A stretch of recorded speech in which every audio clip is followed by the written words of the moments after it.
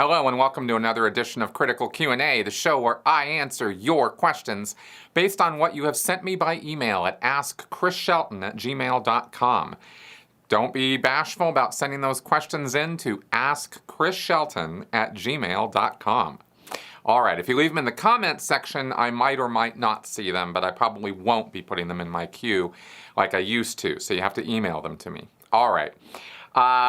Really good podcast this week. If you guys have not checked it out, I really recommend doing so. The number one reason people come to my channel that I know of and want to look at my content is to try to figure out what is going on with people in destructive cults or high control groups or people who are under undue, influence or coercive persuasion. All these ways we describe this. These destructive, horrible relationships that people get involved in. And this podcast this week is a real tour de force because it is a 2-hour interview with a man named Christian Jurko, who lives over in the United Kingdom. He's an American guy, and he has been working for almost as long as I have been alive, getting people out of these kind of groups. And we talk about exactly how he does it, and it is not necessarily how you think it would be done. So I highly recommend checking out that podcast because it was put together purposefully for people to watch it and learn how do I do this? Because parents, friends, family, whatever, they constantly screw this up. And it strains relationships. It's not a matter of you're screwing it up and look at how wrong you are. The whole point of me saying this stuff is because I'm trying to help you guys. And, it's not necessarily real obvious how to deal with people who get into these culty situations and how to deal with them because they can be so difficult. They can be trying. So anyway, that podcast this week is there for you guys, and I hope you will check it out. Okay, and the other thing I wanted to say is that I just want to put in a quick plug for the channel for Patreon. If you're liking the channel and you think it's doing good things for you, then consider joining me there because that's what keeps the channel going. That all being said, let's get on with your questions now. RCK. I've seen a number of stories where the children of Scientologists, like yourself, not only follow their parents' footsteps, but in some cases outdo their parents and join the Sea Org. Now, in the normal world, you would also have kids who question and even defy their parents when it comes to religion. Why do I have to go to church? Politics. Why should I be a Democrat/Republican like you? Economics. I think socialism is better than capitalism, etc. In the normal world, such reactions are seen as growing pains, and parents hope their kids will come around. In the world of Scientology, if an adult would voice doubts about Scientology, he or she would face disconnection. What happens to a non-Sea Org teen who would dare question his or her parents' belief in Scientology? Well, I think you're actually going to get the same range or spectrum of actions and reactions that you would get in the normal world because, let's face it, not all parents deal rationally and calmly with their children when they question their religion or their politics or their economics. Parents can get quite upset about this. They can punish their children. They can physically discipline them, mentally, psychologically discipline them in an effort to try to get them to change their mind and comply with what how the parents see the world. This happens all over the United States, happens all over the world, right? Parents are trying to instill values in their children, and sometimes their children are quote-unquote disappointments to them because they engage in the awful crime of independent thinking and don't want to do what their parents want, don't want to believe what their parents believe, don't want to think what their parents think. And this can be very, some parents have a real problem with that and they get pretty irate. And this causes families to even break apart all the time. It's really no different in Scientology, except that it's amped up even more because you are dealing with a cult situation. And by that, of course, we mean an extremism of belief. These groups foster and indoctrinate and create that extremism. It's not an accident. So parents of, Scientology parents tend to be pretty hardcore about their beliefs. You will always find exceptions to this, though. And not all Scientology parents will force Scientology on their kids, but a lot of them will, and they'll push pretty hard. And they will also make a lot of unwarranted and undue, not just demands, but insinuations, or they will say things about their kids, like my kid's a past life Scientologist. I just know, right? Or you were around before, or they start laying some Scientology cosmology on the kid. My dad hinted at this a little bit when I was growing up about how there were implant stations on Mars, and there were things going on in the big wide galaxy that I couldn't really know a whole lot about. He would just sort of tease me with it, not in a playful teasing way, but he would sort of drop these little truth bombs, quote unquote, and I'd be like, "What is that all about?" He never mentioned Xenu, never even hinted at body thetans or any of that kind of stuff, because he would always say, "Well, I can't tell you too much more because you're going to get sick," and I'd be like, "Urgh." And I guess the answer is I need to go get more Scientology auditing or something. Okay, so you have Scientology parents laying this stuff on their kids, and it happens more often than I think I imagined it did when I was a Scientologist, now that I've seen and heard more ex-Scientology kids talking about how their parents dealt with them. I've done some interviews on the show here, specifically Tim and Sylvia DeWall, about how they raised their kid, ended up sending their daughter Larissa off to Scientology disciplinary camp and school and various private schools and institutions and setups that they have to try to deal with troublesome or difficult children. That I think, I don't even know if they're still doing that now. They might still be running those schools, but that's something Scientology parents have done, is literally ship their kid off to, this sort of desert boarding school sort of thing where they're going to get raked over the coals for, a while, sometimes years. So that happens. In my family, my mom just had a fairly, not stern, but kind of serious talk with me about it when I raised doubts with her. I said, you guys seem to be spending a lot of money on this, and I don't really agree. It seems kind of like it's a crutch for you guys, I said to her. And she, kind of reacted a little bit like, well, okay. But then she, I think I was 14 or 15 at the time. This was just about within a year of me actually getting involved in Scientology myself.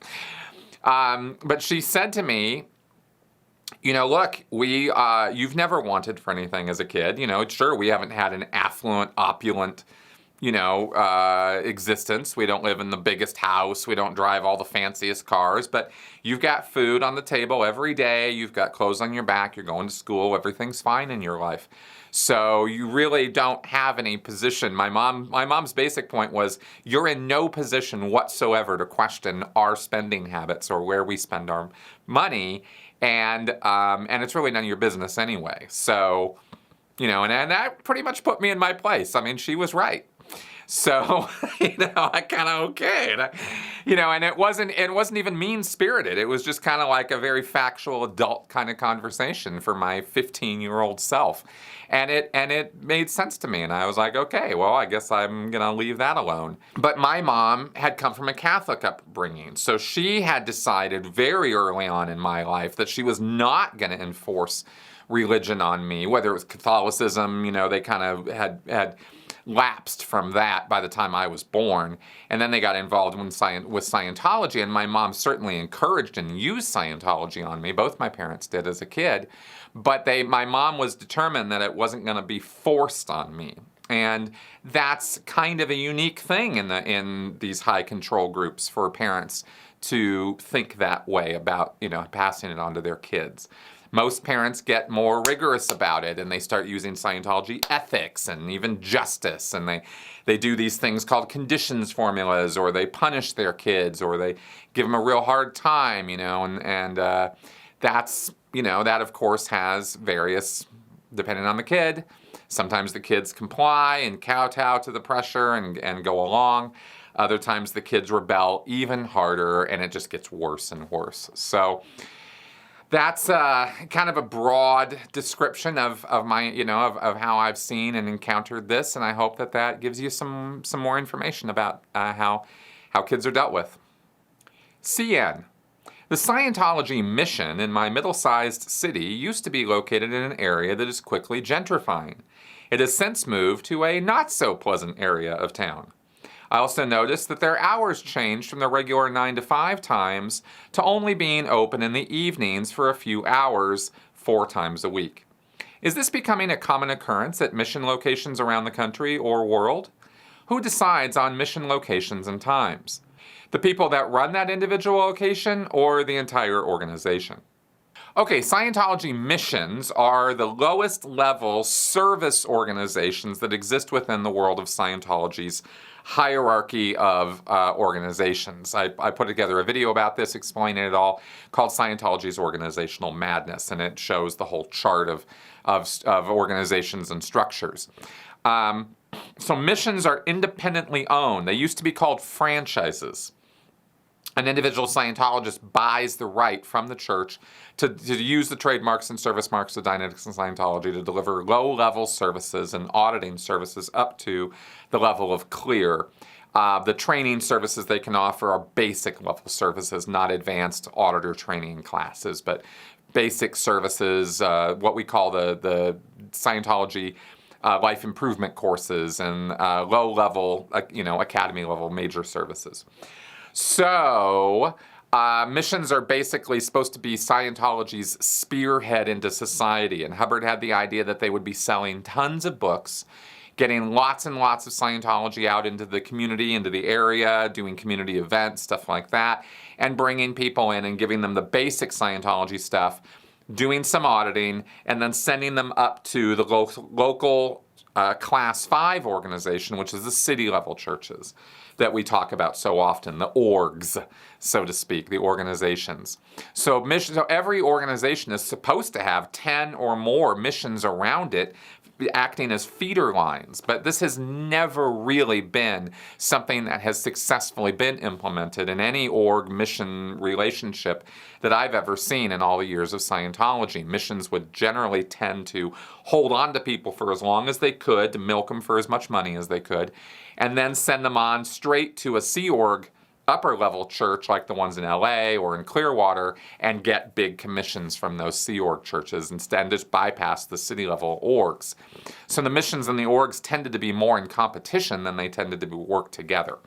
Now, with Scientology's PR value being negative and mission holders having such a hard time getting any Scientologists to staff their little missions and then do the work necessary, because it's a lot of hard work to get something propagated that way. You got to be out there in people's faces, selling books, giving out tickets to movies, and doing seminars and workshops and all kinds of stuff. I mean, it's a lot of, if you really want to do it, it can be done. Even despite the negative PR, there could be successful missions out there, but they got to get over that hump, and none of them really are able to do that because Hubbard's policies are crap. They don't get hardly any backup from the church management or international Scientology. Missions are very much fend for yourself kind of activities. And this is why the hours can be so random. They're set by the mission holder who bought the rights to deliver the services. He's not under any particular obligation to international Scientology as to what hours he's going to be open, where he needs to be located. As long as it presents a decent positive image of Scientology, they don't really care.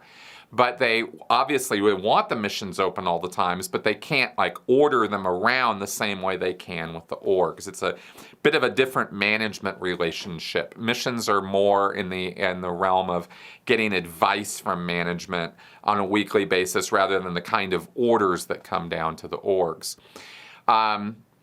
Missions generally are generally left alone for the most part. And they pay a certain percentage of their income every week goes up as a tithing or something, and that's kind of how that's the exchange that Scientology International gets from these missions. But they tend to be small, struggling operations with 1 or 2 or 3 staff, maybe, just volunteering really because they're not really making any money, and and they don't get past that. They don't ever get, above that hump point. So that's why you see missions closing all the time. Hardly any of them even open anymore. It's really hardly a thing. And this has been one of the biggest reasons, and this goes all the way back to the 80s and this huge debacle where Hubbard and David Miscavige and International Scientology, Sea Org management really, really did a number and came down hard on what were very successful missions that were operating through the 1970s and early 80s, and they just took them apart and raided them and took all their money out of their bank accounts. I mean, it was just a flat out purge, and they just took all the money and ran.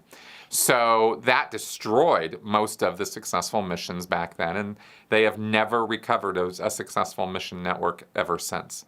And David Miscavige seems completely uninterested in anything having to do with that topic. Kevin Zay, I know you're a Star Wars fan. What are your thoughts on The Mandalorian? Do you think Moff Gideon will turn out to be a Sith Lord? Thanks for the question, Kevin. I love Star Wars, and as you might be able to tell from some of the paraphernalia around here. Anyway, yeah, I have been loving The Mandalorian. I have not been shy about the fact that I have not been a fan of the latest trilogy, especially the second one. In that trilogy, the Rian Johnson movie was just a total disaster. The last one was a Band-Aid on top of that, but it really barely finished off the whole thing. It was okay, but it wasn't really that great.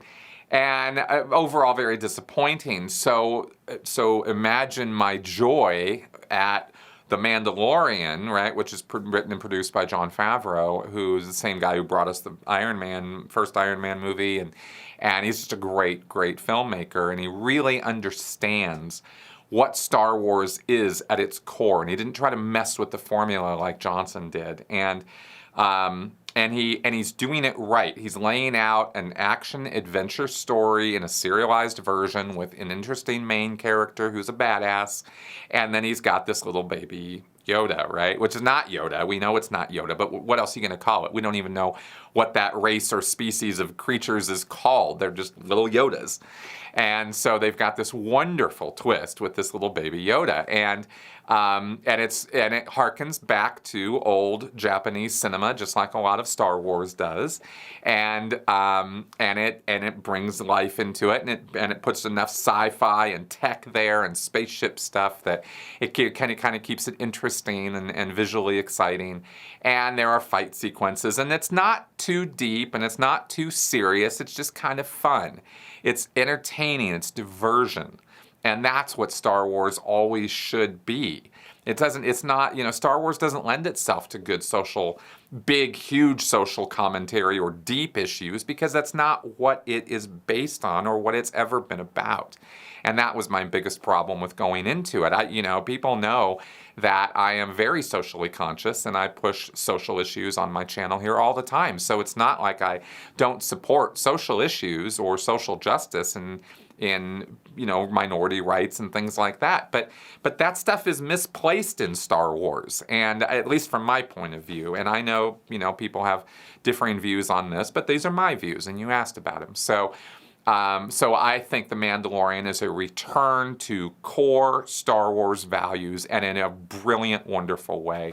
And I don't think it really needs a whole lot more analysis than that. It's just fun to watch.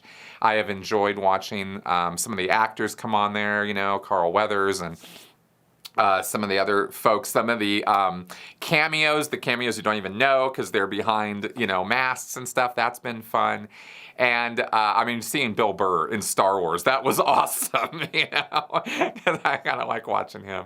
So I've had a great time with it. As far as my conjecture about Moff Gideon, oh boy, I just have big question marks all over that, because at the final episode of the finale in season 1, he comes out with this, what's called a dark saber. It's like this lightsaber, but it's dark. And you can't help but wonder what kind of Sith connotation that has. because I don't know what else to bring that in. I don't know. Maybe they're going to create some other, paradigm for baddies in the Star Wars universe than just Sith-connected bad guys. And wouldn't that be interesting? So I'm not sure where they're going with it, but I love the actor who plays Moff Gideon. I don't remember his name right now, but he was in Breaking Bad. Brilliant actor. And I think that Favreau and company are really bringing everything to the fore with The Mandalorian, and I can't wait for the second season. Ian R. From my understanding, Scientology auditing requires the use of an e-meter. This e-meter utilizes two cylindrical electrical conductors that are held in the hands of the pre-clear during an auditing session. What if the pre-clear is handicapped and is missing a hand or an arm? Does this mean they are unable to be audited? Or are there some kind of optional attachments to the e-meter that are handicapped accessible? If not, would this person be disqualified from becoming a Scientologist, or can they become a Scientologist but are simply disqualified from participating in any auditing? Okay, thanks for the question, Ian. And actually, it's pretty simple. There are other alternative ways that have been come up with over the years to deal with people who cannot grip two cans in their hands. Okay, originally the cans, the electrodes that are used on an e-meter were soup cans. I mean, that's the level of complexity involved with these electrodes that you hold in your hands. And so what they've come up with over the years for people who have arthritic hands or are handicapped or in some way impaired from being able to hold those electrodes is they have wrist guards. You can literally take some metal and fashion it into something that you could wrap around a person's wrists and sort of use Velcro straps to clamp, to get them on there. And then you could use alligator clips to pinch onto the metal and get a circuit going that way, right? All that's required in order for an e-meter to work on someone is that they be connected in such a way that an electric circuit is created, that the electrical signal can go over the skin of the person. It does not pierce into their body. It's not a strong enough electrical flow to do anything like that. It just goes over the surface of the skin.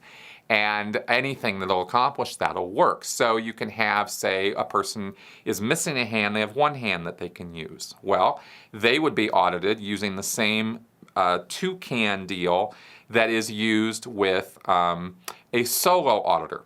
I realized I've got a couple cans and I can just show them to you instead of sitting there making air signs. So if you have, these are two e-meter electrode cans, and the electrodes plug in here at the top. There are dividers, there are plastic dividers that go into these cans which will hold them together. And when you are doing solo auditing on the OT levels, or again, if you are being audited where you only had one hand available, you would hold them like this. The dividers, which I don't have with the e-meter that I have here, would go into here and separate, keep the cans separated from each other so they don't touch. There'd be a little gap there. And you would hold them in your hands like this, and therefore the signal would go, the circuit would go in one can, over your skin, and back into the other can. And this would create a circuit, and you could be audited this way. There would be some minor adjustments that would be made on the meter in terms of its tone arm reading and stuff, but you could do it. Now, if you didn't have any hands, you could take these cans and you could put them under, not without the shirt, you'd have to get skin contact, but you could put them under your armpits. You could also get flat sheets of tin or metal like this. And I think it's tin coated copper, I think is what this is. I'd have to look it up. But you could get flat things and you could put your feet, the bottom of your feet on them. And that could create a circuit, right? And you wouldn't, again, you'd have trouble setting certain sensitivities and certain things, dials on the e-meter, but you could make it work, is my point. And that is how it is done in Scientology when somebody comes in who's got that problem. They'll go to all kinds of lengths to get the person audited on the meter because the vast majority of Scientology auditing is done using an e-meter, and you will never go up to full OT or even clear without an e-meter. Preacher 1138. Is there any single thing that a Sea Org member can do that would just get them thrown out of the Church of Scientology immediately?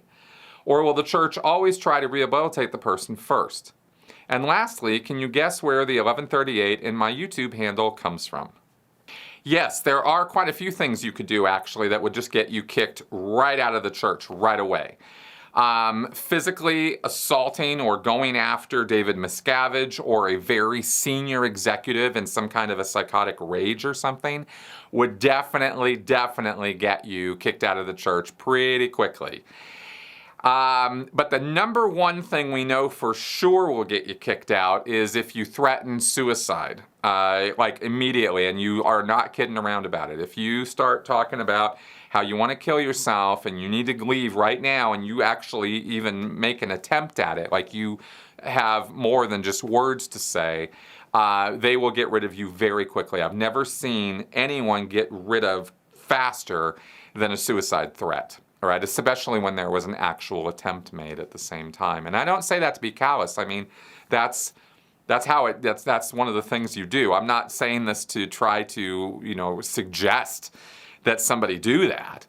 But you ask the question, and that's the thing that I have seen. Like, I've seen almost same day, like next day, I've seen people get out of the Sea Org like within a day or two of that happening, because they are terrified of somebody killing themselves on one of their bases. That would be like the worst possible PR nightmare they feel they could possibly ever go through.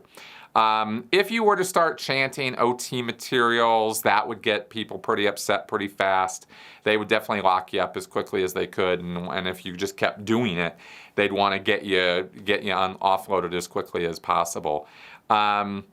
Stuff like that, if you submitted a written resignation from the church, I hereby resign from Scientology, I'm no longer a Scientologist, I want out of here right now, right? And you literally put that in writing, I mean, you'd probably just walk away at that point. There wouldn't really be any reason to stay on your part. But they'll get rid of you pretty quick if you were to do something like that too, because that's a public disavowal of Scientology, which means it's a high crime within their justice codes, but it also is a pretty clear indication that you're just kind of done, and they're gonna show you the door. Oh, and by the way, I think the 1138 in your name probably comes from THX 1138, George Lucas's first film, and also the name of one of the characters from Empire Strikes Back, the robot bounty hunter THX 1138.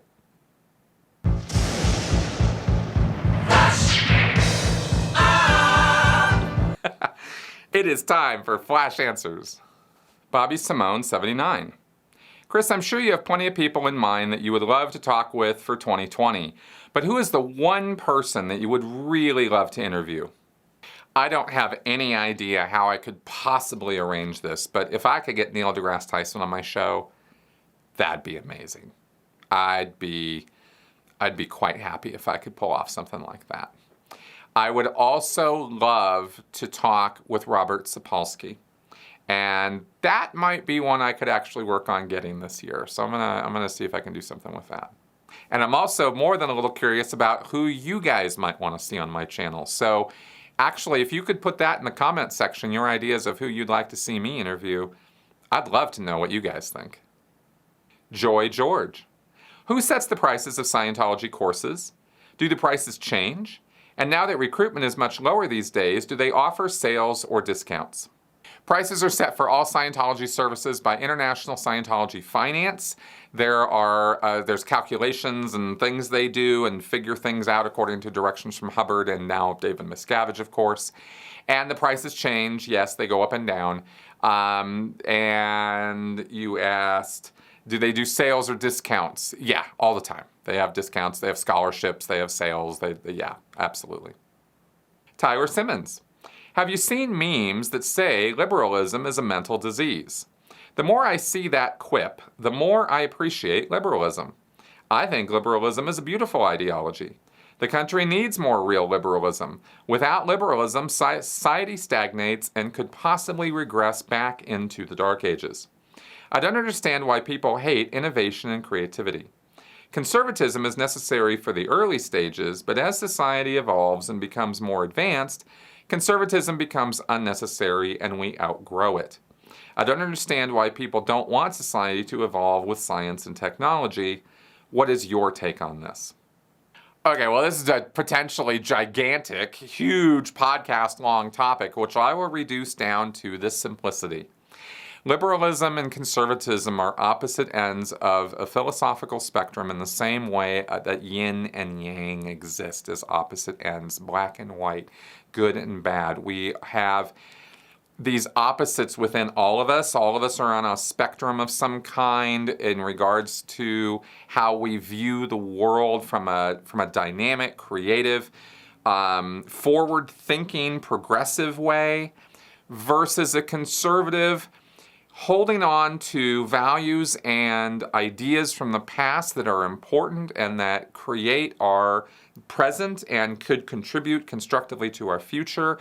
That's a conservative angle, and there's nothing stagnant or awful or horrible about it. And conservatism actually is not about the beginning of a society, because conservatism is all about returning back to old school values or retaining and holding on to traditional values.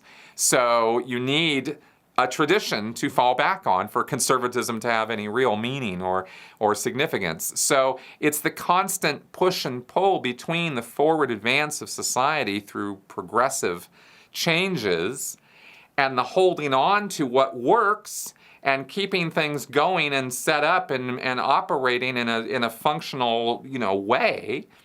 And the push-pull between these things is kind of the fight I see as between liberalism and conservatism. So they're both necessary, and we're never going to be in a condition or state where we don't have both of these things pushing and pulling on us and on our society. So I think anybody who is looking at this from a shorter point of view might be looking at it as a battle to be won or a fight to attain some kind of victory over or conquest over one side or the other, but it doesn't really work that way. These are just two sides of a coin that are always going to exist and we're always going to be struggling with. And it's really, these kind of struggles that mark the forward or backwards, advance or regression of a society or culture as it progresses through history. So I find the whole thing actually pretty fascinating, and the longer I've spent thinking about this stuff and talking about it and looking at it, the more I've come to realize that, the war aspect of this is sort of a shallow view of it, right? And I think we gain more if we see the necessity of both sides of this equation and look at how both sides contribute to, where we are and where we're going. And that's how I look at it, or at least that's how I'm trying to look at it these days. Okay, everybody, thank you very much for coming along and joining me on my ride this week for answers to your questions. I hope that the answers were satisfactory, entertaining, and interesting. And please keep them coming. As I said, send them to askchrisshelton@gmail.com. Any questions, comments, or feedback on the show itself or anything like that, you can, of course, leave that in the comments section. Questions, like I said, maybe I'll get to them. Comments, feedback, I always appreciate looking at that stuff. All right, guys, talk to you later. Bye-bye.